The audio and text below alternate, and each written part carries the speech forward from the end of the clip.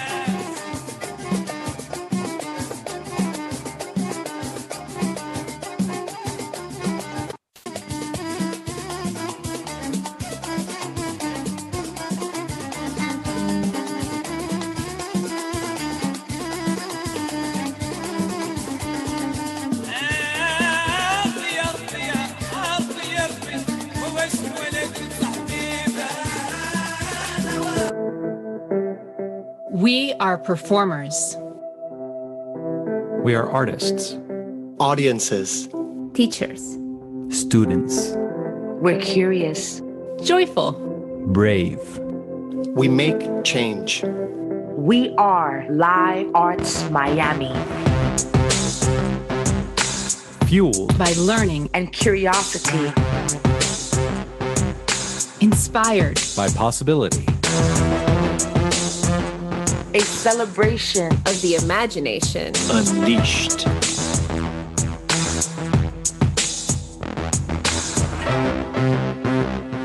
An action-driven, People-centered platform. Committed to true inclusion. equity, And the creative process. a people stage Uplifted By the voices it uplifts. where art is synonymous with freedom.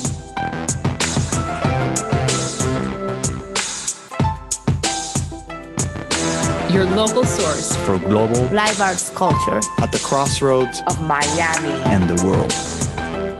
For 30 years. and counting. Live Arts Miami. Your stage. Your stage. Your stage. your stage for creating change.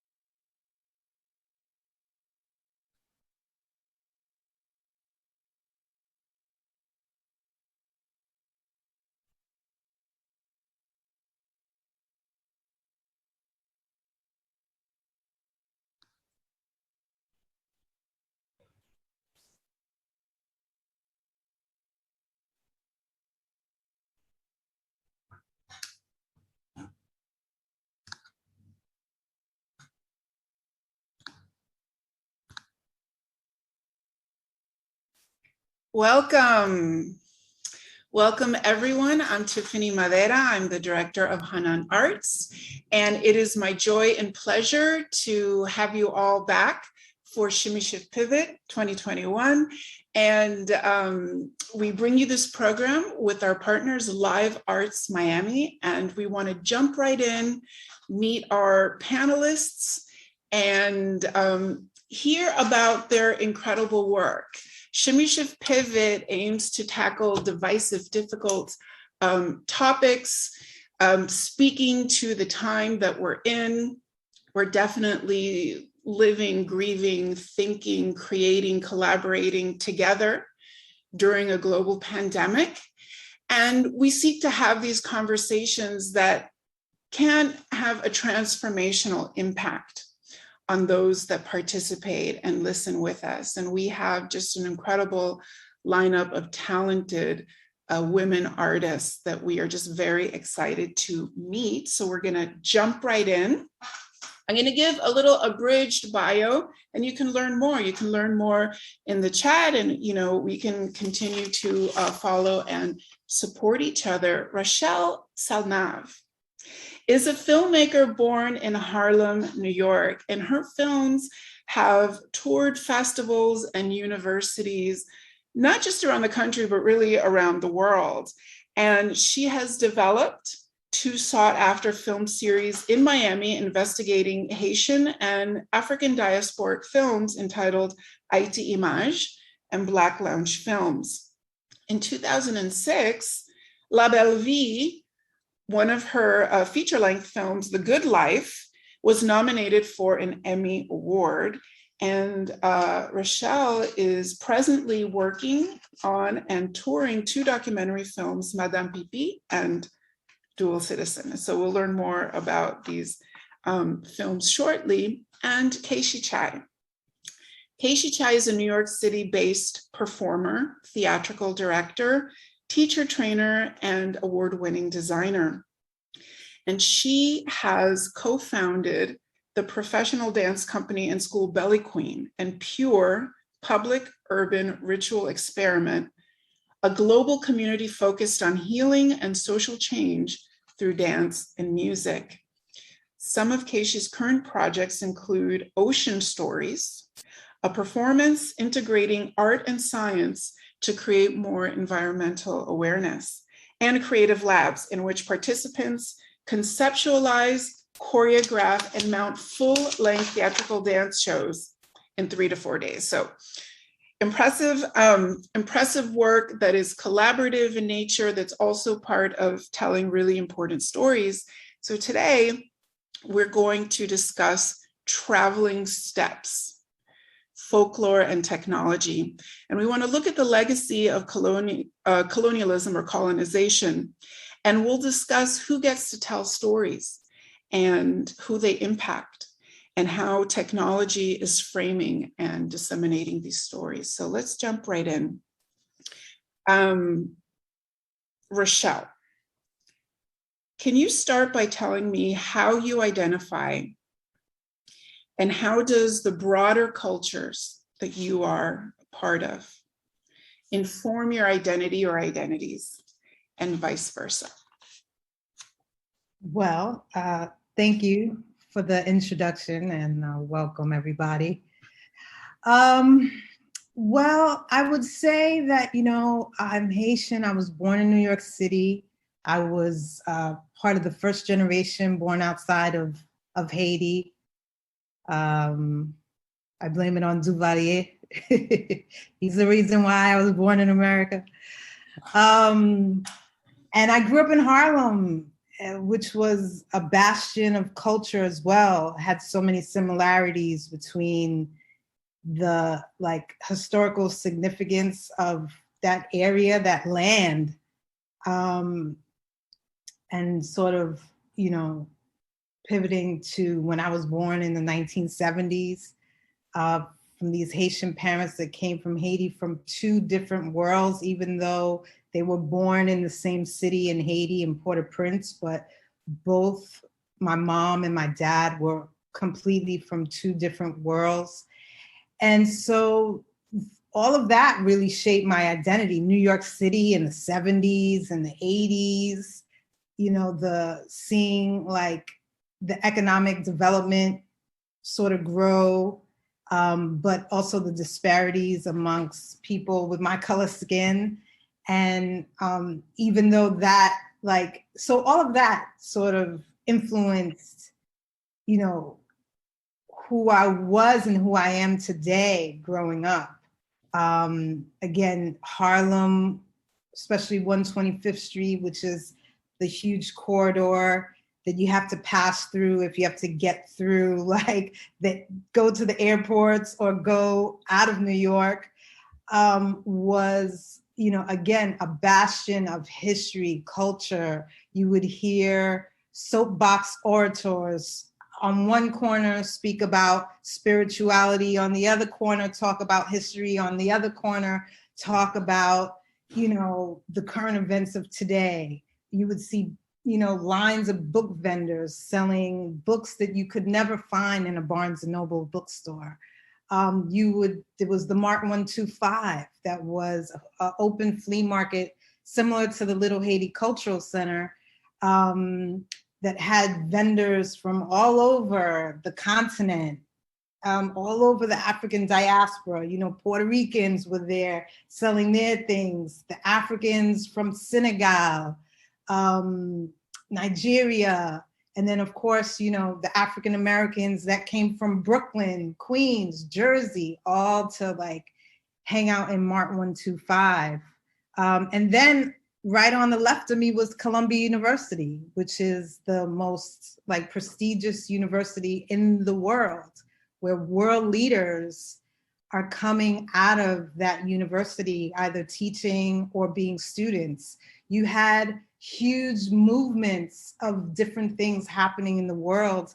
And I was watching all this growing up, so those are the things that, definitely have informed my identity. And then now as an adult, being here in South Florida is another part of that as well. Thank you. Thank you, Rachelle. Kaeshi, same question. I think you're joining us from New York City. Can you share with us how you identify and all the elements and migrations and traveling steps that led to how you identify today? Thank you, Hanan, for inviting me to be part of this discussion. I now live in New York City. I moved here from Australia in the late 90s. I grew up in Brunei, New Zealand, and Australia. All of these countries, including America, were colonized in the past. So it was interesting that you asked us to speak about the legacy of colonization, or to view it through that lens too, because it does allow me to look at my past and what stories I was told in these different societies, these different communities that I grew up in, and how that legacy has impacted what I absorbed. It enabled me to travel because these countries, Brunei, New Zealand, Australia, they're a part of the Commonwealth, so it made it easier to migrate between the countries. So for that, I'm grateful.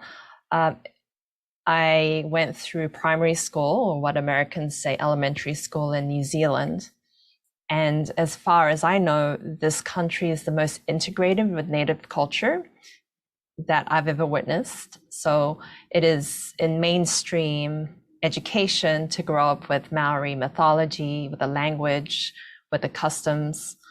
So even though I'm of Chinese ethnicity, I consider myself part Maori as far as my identity is concerned, because so much of that was shared in our schooling, and every child who grows up in New Zealand learns how to do the haka, which is the dance that starts off every rugby match, male, female, and everything in between.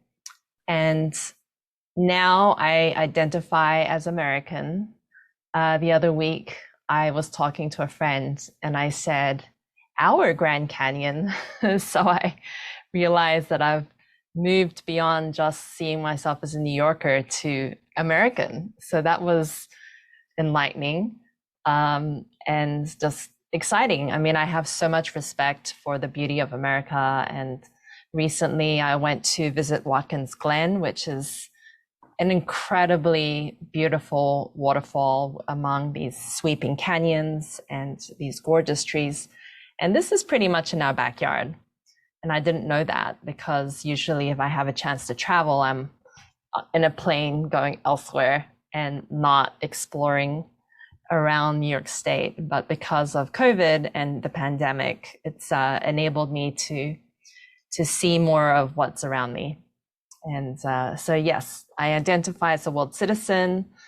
I am a Kiwi, I'm an Aussie, I am a Bruneian, I'm also an American. I'm also Chinese. Yes, thank you. Thank you. So all of, so many layers and time, right? So the timeline of our lives add the richness to how we think about who we are and where we are, right? So place is really important as we think through these questions, not just looking at the past, but where we are today. And the focus of today's conversation is on folklore and technology. And folklore is defined as the traditional beliefs, customs, and stories of a community passed through the generations by word of mouth. Specifically, and Kaeshi, you just shared with us how learning this movement, this dance of the Maori people is a part of how you grew up. But let's take a second to think about folklore, right?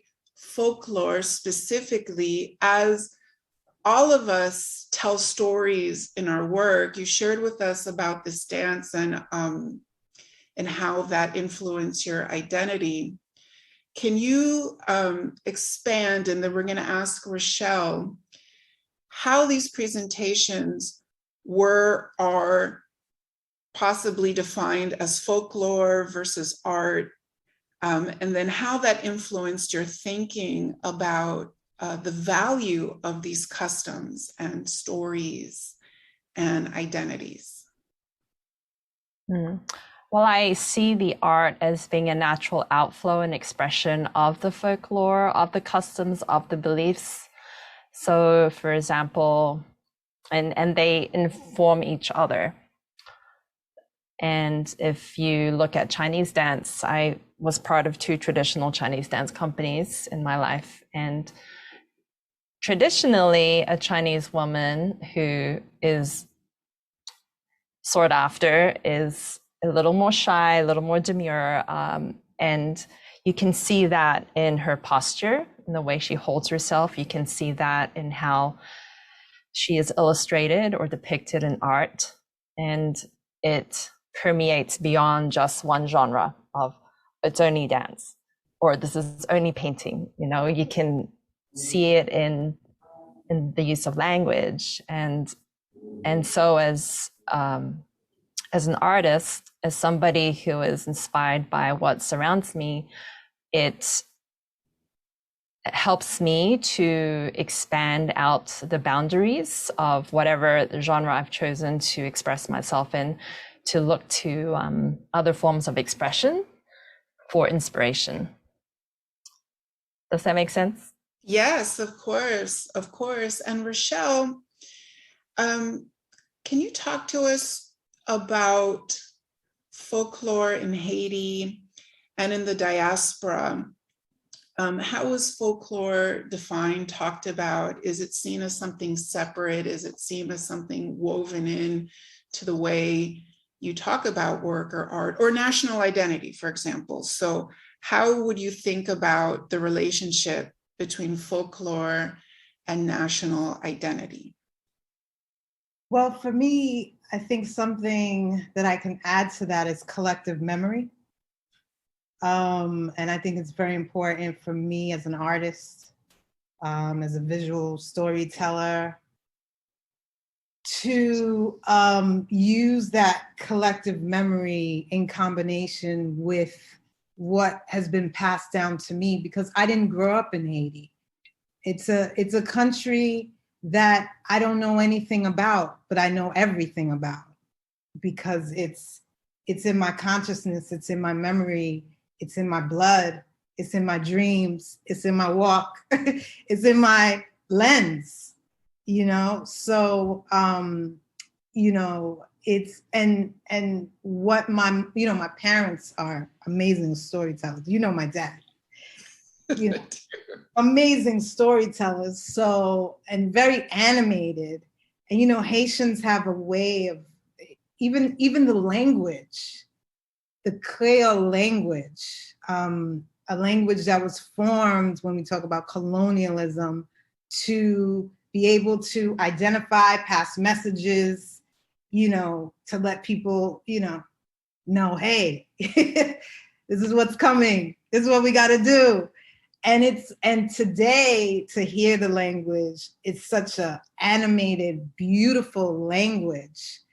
In fact, when I was doing some translation for my current film, Madame Pipi, there's a saying called "La caille, c'est la caille." And I actually had to translate it in French. And I didn't know. I was like trying to ask everybody, all the French speakers, how do you translate it? And everyone who gave me a different variation of the translation, I was like, no, I'm not feeling that translation. And I realized, wow, how fantastic, like how amazing is that? You know, that was just like a metaphor for me to say how important, you know, even our languages in this idea of storytelling and folklore. Yeah. That not even the French can describe what la caille, c'est la caille means in its meaning. Do you know what I'm saying? And maybe not any other culture can really describe what la caille, c'est la caille is. Only Haitians. So, you know, even in the language, even in, you know, the experiences, is something that is part of that whole idea of, you know, passing down tradition and remixing it, because every generation has its own story, you know, because I certainly am someone that has a different story, because unfortunately I was not born in the country, but I'm Native because of my bloodline, you know. So yeah. Well, I love what you gave us to think about, this idea of how language and resistance, right? Resistance to the colonization is intertwined. Eddie from Live Arts Miami, can you cue up and spotlight with sound the Madame Pipi trailer? So I'd like us to look at the trailer and talk a little bit more about what you just shared with us, this idea of the story, what's passed down, how we tell the stories, and then we'll go back to who gets to tell the story.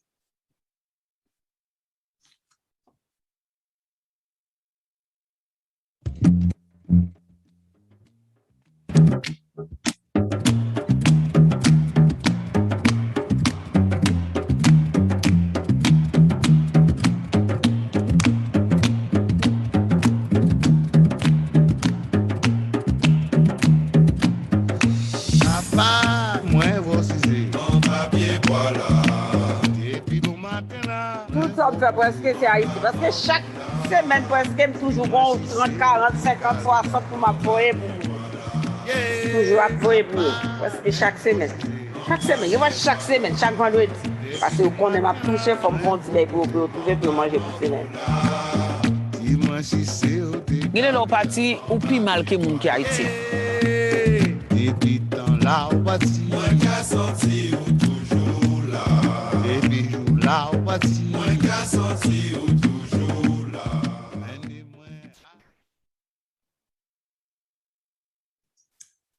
Thank you. Thank you, Eddie, and thank you, Live Arts. Rachelle, can you tell us a little bit about your inspiration to create this film, how you chose your documentary subjects, and why you wanted to tell this story? Yeah, so Madame Pipi was birthed because during the time when I was, sort of rediscovering my roots, doing La Belle Vie, The Good Life, my radar, everything was Haiti. Where as a kid, it really wasn't, growing up in New York City, there's just such a bastion of culture that you sort of like are into so many other things but your own culture. And then it was kind of tough also because of the narrative of what was given to Haitians at the time. So as a kid, I was like, ooh, like, I don't want to be a part of that, but then you learn and you grow out of it. And then you become, proud of where you come from and who you are. I mean, that was my particular journey. And I know many others shared that, those who grew up in New York City and Miami. So growing up in New York, I used to go to clubs all the time. I don't remember the bathroom attendants. I remember the bartenders. I remember, the dancers and everyone else. But I never remembered the people who worked in the bathroom. Were they there or not? Who knows? But again, collective memory, I think of, what that said to me as a person growing up. I didn't see them, but when I came to Miami, it was like, oh man. And then it's normally like the Cubans and the Haitians that are in the bathroom, but the Haitians are the ones that I'm like, ooh, they're like this. They just stand out to me because, again, of my journey and the backdrop of these women sitting in the corner, sitting next to the, wherever, if they sat or they stood, but very quiet, looked completely different than the customers that were coming in, and the music in the background. I mean, it was just this like really unique juxtaposition of culture and backdrop and a story that was so unique. And so when I went to Paris and was talking to my adopted uncle, he told me this fascinating story actually about the history of the women who worked in the bathrooms in France and how they came from the last monarchy of Russia in like the 1920s, and they came, and these were the only jobs that they could find, and their husbands were taxi drivers, and my uncle's grandfather would talk to these taxi drivers, and that's how he knew that these women were like mainly Russian from this old monarchy. And I was like, whoa. And they were called Madame Pipi. In French, they call them Dame Pipi or Madame Pipi, which is a little bit humiliating if you think about it. But, the French have a way of words, let's put it that way. But I saw this connection between these Haitian women working in the bathroom coming from this old monarchy, Haiti, and how, they make the narrative when we talk about media and technology, the narrative of Haitians is so negative in the media, but yet these women here working in so-called shithole bathrooms from a so-called shithole country that this narrative is portrayed, they contributed with the larger diaspora, make up 1/3 of the GDP of Haiti. So their tips, so it was like this play on words, this play on thing, this play on like images and history and, royalty, and looking at royalty like from like that Cinderella story too, that you would never think someone in the bathroom is their contributions are actually like feeding a nation. So that's where it came out of. I really wanted to do something poetic. I really wanted to express like my creativity as well. So, you know, and it's like a nice like woman's story too, you know, like being in the bathroom with, you know, in this female sanctuary. Yeah. Yeah. Miami. I mean, it's a great story. You know, I'm really proud of it. It's a beautiful film, and congratulations for all the success with the film festivals. I mean, this is very, very exciting internationally. It was a beautiful film, and the fact that your subjects are these women, like you say, the royalty, the power in their labor, I think really comes across beautifully, and how their bodies, you know, that presence in this bathroom, right? So how that intervention in space creates empowerment, creates livelihood, not just for them, but for their families abroad. And that brings me to a thought about the way Kaeshi's work also intervenes in public space. Like Pure does this really powerful job of intervening in public space, entering public space, and the way the body works with Raksharki, the dances that we do with, you know, belly dance is the umbrella term. And I've also experienced a lot of Kaeshi's work, not just in the school that she created, but with Pure and the work that she's done on stage. So Eddie, with Live Arts, I'm going to ask you to roll Kaeshi's video, and then ask Kaeshi how the ideas around the stories that she wants to tell, how it shows up in these different projects that you create, and public space, right? So intervening in public space, what is your thoughts and position and mission around using the body and public space?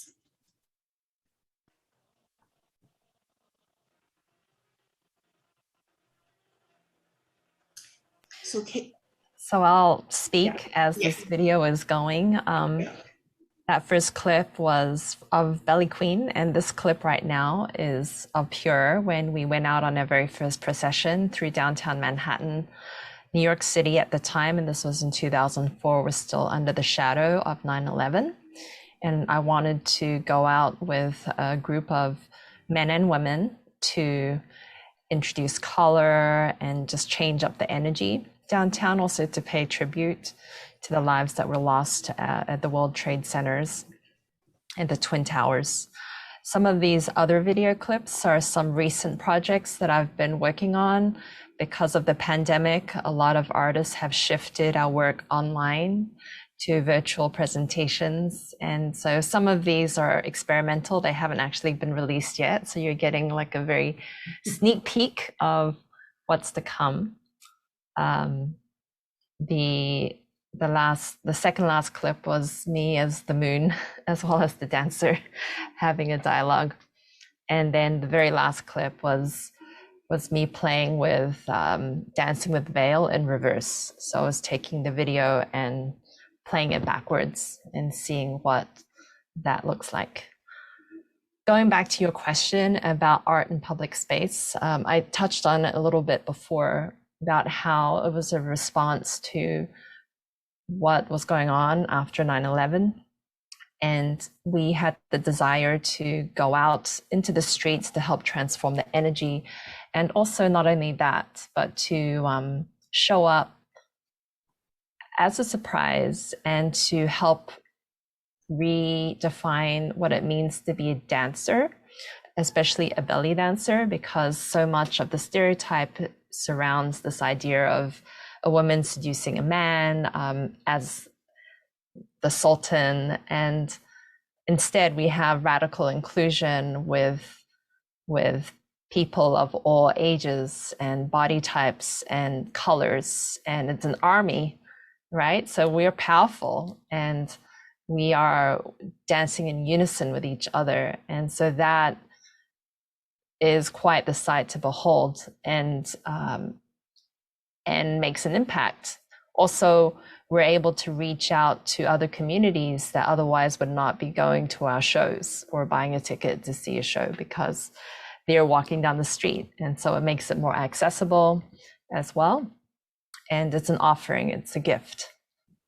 And we researched the public spaces very carefully ahead of time. We were very ambitious with our roots early on. I've been running public processions from 2004 all the way up until 2019. We took a break in 2020 because of the pandemic.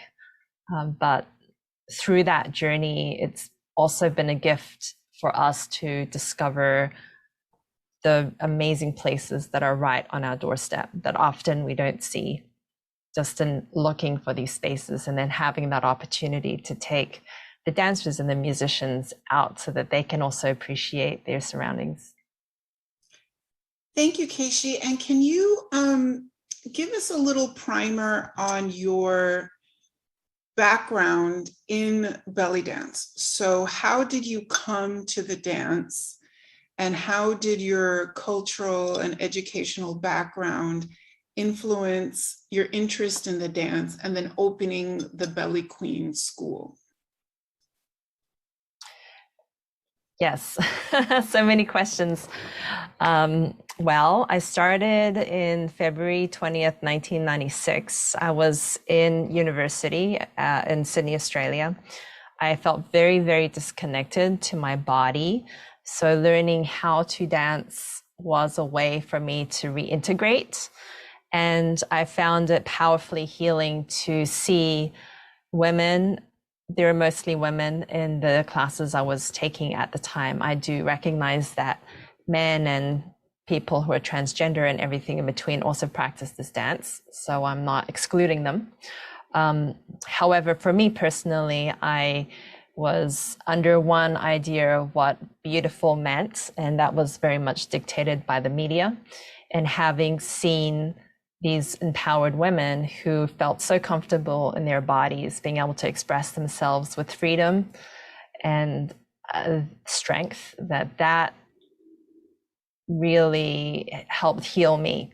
And I felt as time went on that I was really committed to sharing this message with others and helping others also gain that same freedom and power. And that is why I started to teach, so that way others can be conversant in this language as well. The school happened organically. I was doing a lot of traveling, and the classes I was teaching needed to be substituted, and it was a little much for me to teach 4 days a week, and then the next week all the classes were subbed out. So it was a lot for the students to take. So eventually I started to give away permanent slots to other people. So now I have a team of teachers, and we offer daily classes, both online, and the hybrid classes are coming back. And what were your other questions, Hanan? I think I answered a couple. Well, you've answered them. Just about how you, how you came into the dance. The dance is, from a geopolitical area that's different from, where you and I come from. And then we've made the dance a big part of our careers and the trajectory of our work. And technology plays a role in that. And technology, shapes our perceptions and identities, and the media shapes our perceptions and identities. And Rachelle, I want to ask you, in La Belle Vie, so talk to us a little bit about the film La Belle Vie and how you played with identity there, because you and I have always, we really connected on the similarities with La Belle Vie and my film Havana Habibi, which is in a way a coming of age identity diaspora story. So as we connect these ideas of who we are and how our bodies enter space, infiltrate space, change the space around us. Can you tell us about La Belle Vie and why you felt compelled to make the film, and how perceptions around media and technology played a role in the creation and dissemination of the film?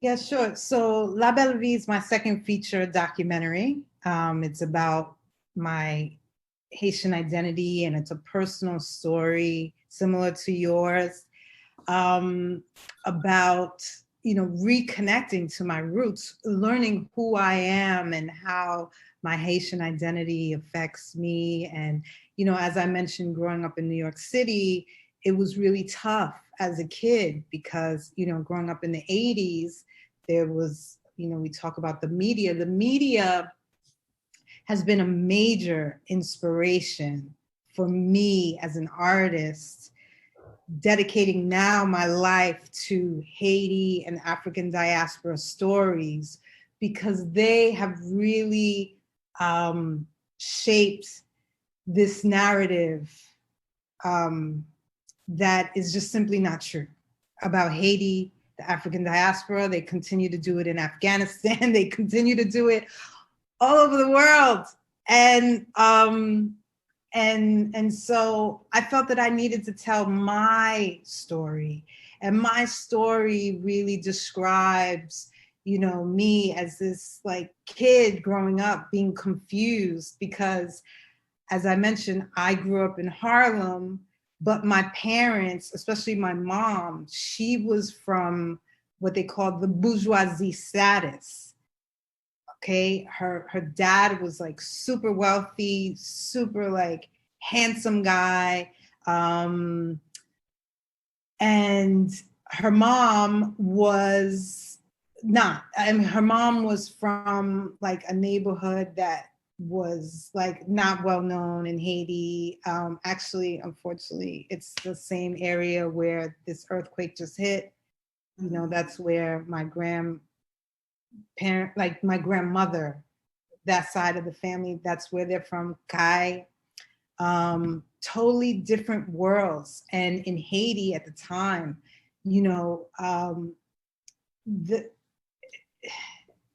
and even still today, it's really uncommon that people marry in different classes. But my grandmother, my maternal grandmother, did. And so these were the folklore stories that I would hear, even though outside, when I would leave that front door of our apartment uptown, it was a whole different narrative of Haiti and how Haitians were perceived. When I would go inside the house, my mom would tell me something else. And so there was all this complex, and then growing up in Harlem, Black Harlem, there was just so much complexity as a kid growing up of okay, what is going on here? Just within the Black context of what this identity is all about. So that was the inspiration of La Belle Vie. And yeah, it was a great story, because so many people that watched the film that are not Haitian was this is my story, because it really tells that sort of diaspora, where is home? I think it begs the question of where really is home? Yeah.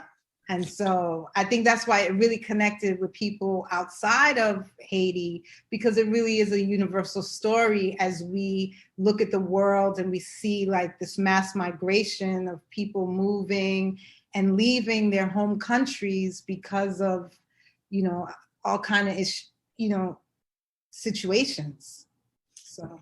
Rachelle, yeah. So I love that you bring us this question of where is home, and for dancers, we find home in the body, right? And so this idea of traveling steps and migrations, dancers, we are so in tune with not just our body, but this world around us, this body worlding that we create.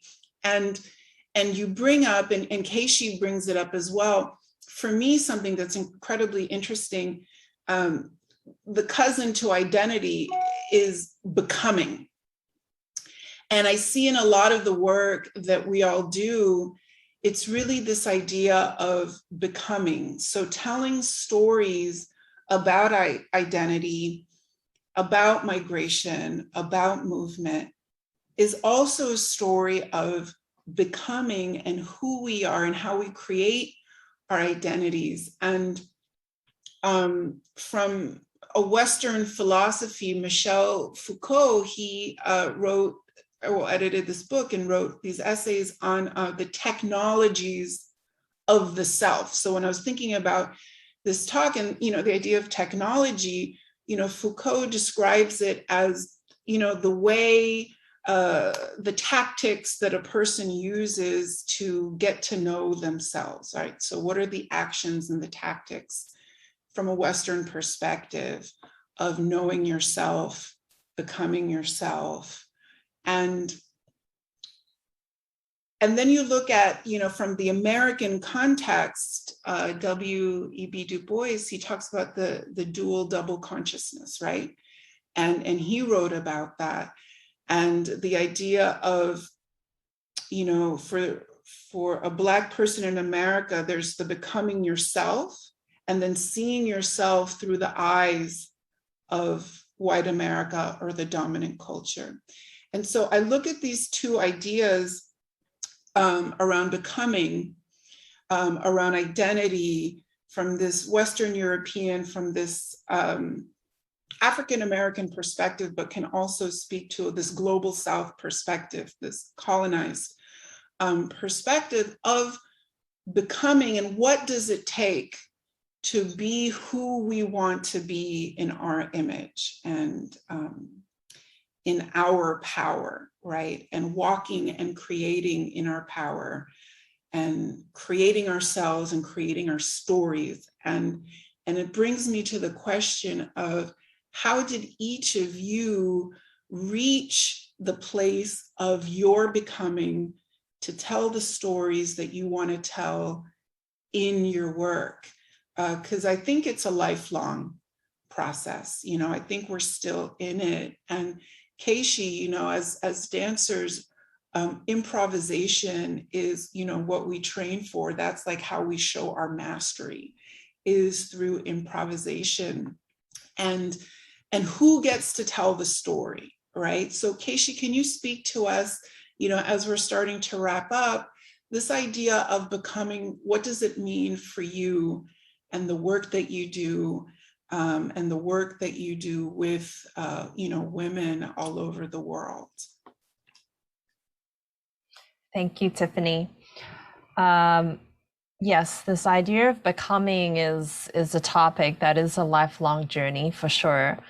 And for me, as a recovering perfectionist, moving from this idea of control and having everything scripted and stepping into the world of improvisation, stepping into the world of the unknown, and having trust and surrender that whatever will come through is going to be good enough. A large part of that has been my journey as an artist too. And I know not just for me, but it's a universal journey, because I've spoken to many artists. And when I use this word artist, I use it universally because I believe everybody is an artist. Whether or not they choose to walk through that creative door is up to them. But everyone has that possibility. And so often we block ourselves with judgment, or with feelings of being inadequate. And part of the journey is to realize that your story does matter, that the world does need to hear that. And going back to your technology question, I see technology as a way of offering a possibility. And so when the pandemic hit and all of our in-person performances suddenly went virtual, I thought to myself, well, I'm not just going to create a video that looks like it's an in-person performance. What can we do with technology that goes above and beyond that we otherwise cannot do? And so in the little video clip I showed I was the grandma drumming, but I was also the flapper drumming, right? So you can step into different identities and different archetypes and show them side by side and have fun with that, and bring people together who are videoing themselves from different regions of the city, of the country, of the world, and we're actually dancing together as one, right? So that's another way to use technology, aside from, of course, being able to share in an instant your idea, your thought through Facebook, through Instagram, through YouTube. You're no longer slave to the powers that be to decide whether or not you have the modality, the pathway in order to share what is important to you. Thank you. Kaeshi, Rachelle, becoming. Yeah, my mom, it's like, we always used to have arguments about race and class and all of that. And she always used to say, you know what, like, it just doesn't matter. None of this matters. And I'm like, it does matter. It does. But, for me, because in, all of this, being able to use my own family and dig deep and ask questions in my own work, and tap into my spirituality and grow within that has really helped me to evolve. And as far as the use of technology, Kaeshi, I kind of feel the same way, in the sense that oppressed people, they always have a way of when you do things to weaponize people, when evilness like creates its way to either weaponize people or create ways of excluding people, oppressed people always have a way to figure things out, remix it, and make it their own, and spread the message, or, as we're talking about this folklore, continue to pass down tradition and oral history. And I think about a place like Haiti, where its literacy rate, is obviously not that high. The people are not educated. People are not as educated as other Caribbean islands, as other places. People in the West, people don't have access to free education in Haiti. But a large majority of people have cell phones now. And so in the right hands, and that's why, for me, I don't take what I do lightly. The type of work that I do is just as important as a heart surgeon, because filmmakers in the right hands can really change and affect and help spread important information. So technology in the right hands is actually really important and has really impacted my work tremendously. And I think also, again, like Kaeshi said, is just being able to also empower people and use that technology to galvanize an audience, galvanize movements. So yeah, technology is, I think, extremely important. And it can be extremely dangerous as well. We talk about this cancel culture, which I'm like, I can't keep up with these new terms that come up like every other month. But, I don't think there's anything new under the sun.